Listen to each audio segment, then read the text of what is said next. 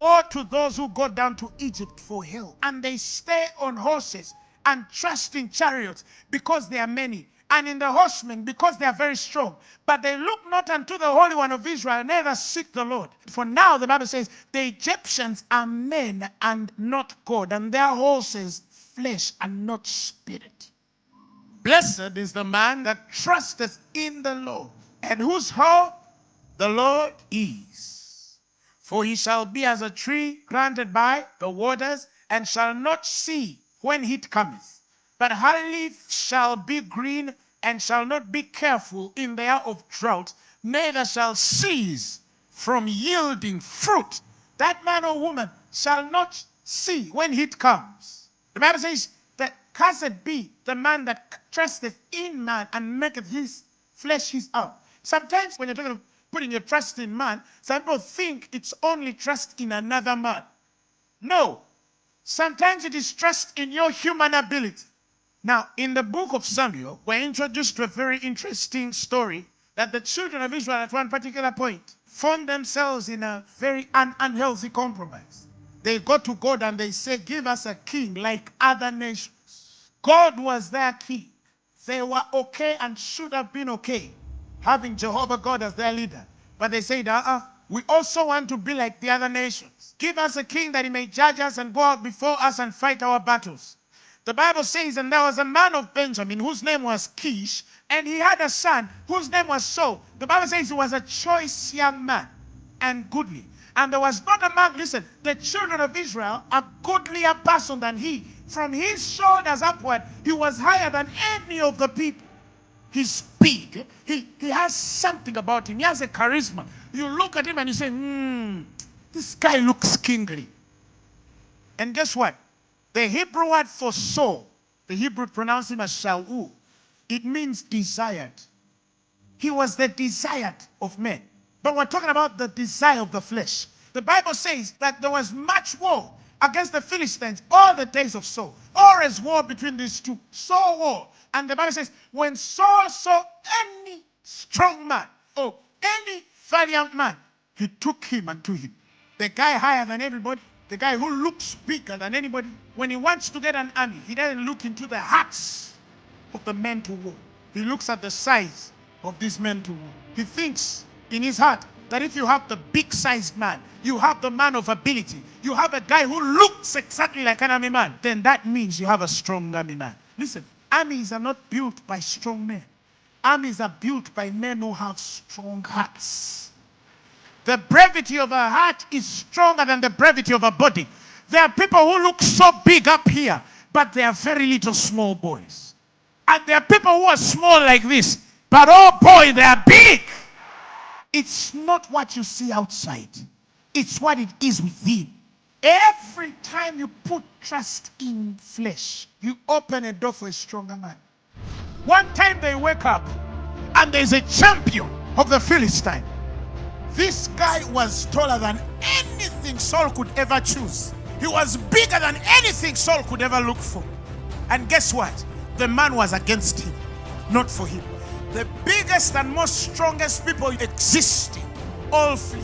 The Bible says they used to hear that Goliath is in the place and they start running away. But remember, the mightiest, the biggest, until the king has to put a contest. Who is the strongest man to deal with this fellow? I'll give him this, I'll give him that. Because every man who was strong physically was timid. And there's this little boy. He's looking after sheep. The Bible says, so ironically, he was the youngest. He did not have skill in war. He was a shepherd. He did not prepare. He was never trained. He didn't know how to handle a spear. He didn't know how to handle a sword. Nothing. That day of victory, he went to serve food. And he found a confused lot. He asked them what's going on. Oh my goodness. They narrate the story. And the man with the heart of God, he walks to the king and he tells him, my lord, it is a small thing. Saul says to David, because of the mentality, he told him, you don't have the ability to go against this Philistine, to fight with him, for thou art but a youth, and he is a man of war from his youth. But now listen to that. You are young. For him, he has been fighting since you were young. David said unto Saul, thy servant slew both the lion and the bear, And this uncircumcised Philistine shall be as one of them, seeing he has defied the armies of the living God. When David says this uncircumcised Philistine, David is trying to tell you that from beginning to the end, his proof of victory, his guarantee of victory is a covenant issue. David is saying that it doesn't matter whether you are the most educated or not, whether you're the most exposed or not, you have a covenant. Whether you're the wisest or not, whether they love you or they don't love you, whether you look presentable or you don't look presentable, whether you're tall or short, it does not matter whether they have more resumes, they have a bigger plan, they have lived it longer, they have done this consultancy business for more than 30 years, you have a covenant. That's what David is trying to tell them. He's coming with sword and spear. I'm coming in a covenant. Saul is telling this guy to put on an armor. Even him, he can't go in it. But he thinks it's the best thing to protect a man's body. And David said, He put them off. And what happens? David kills a Philistine. Small little boy. And Saul feared David so great, and he began to hate him. When David is running away from Saul, he departed thence and escaped to the cave of Adullam.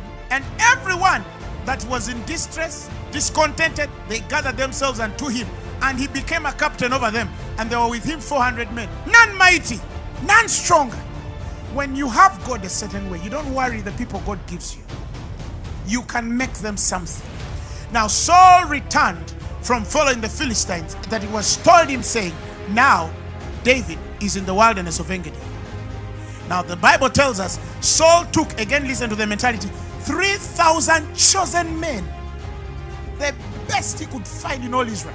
I love the next verse. Now the Bible says he came to some sheep pens along the road, and there was a cave there, and Saul went in to relieve himself. He went to relieve himself in a cave. And guess what? David and these men were huddled far back in this cave. Where is your trust? You have 3,000 men with you. But so as ironic as God can be, he leads the man to feel like relieving himself at the exact spot. The man enters the cave, and he doesn't know David and all the 400 are in there, in the same cave. The Bible says David's men whispered to him, can you believe it? This is the day God was talking about when he said, I'll put your enemy in your hands.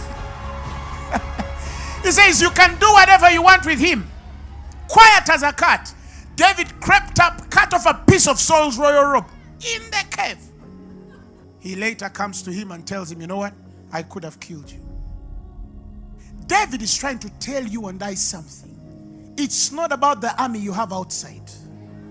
It's about the God you have within. Let me tell you, all you need and have is God.